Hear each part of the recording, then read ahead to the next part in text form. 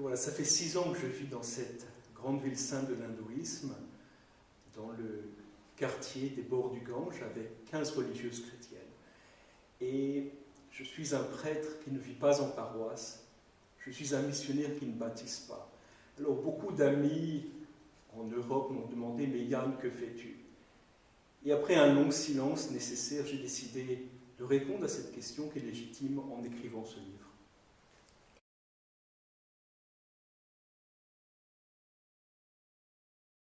Tout un recueil de différents textes écrits au fil du temps.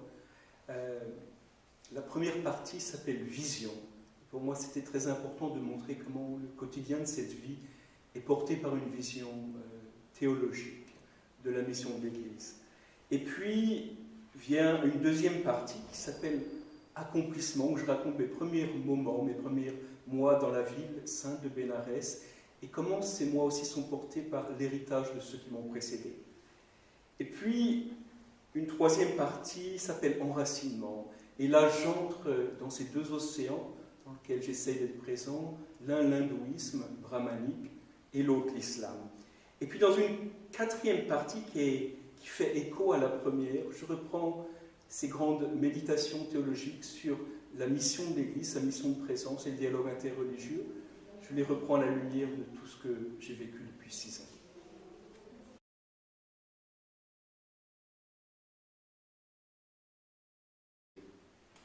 Je suis prêtre des missions étrangères de Paris, et comme tous mes confrères en Asie, une image que nous aimons employer est celle du pont.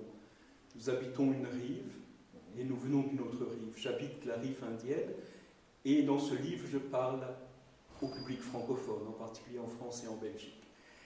Et je voudrais d'abord leur dire que c'est peut-être depuis les lointains, depuis le dépaysement, que le mystère de l'Église et le mystère du Christ se révèlent en toute leur beauté.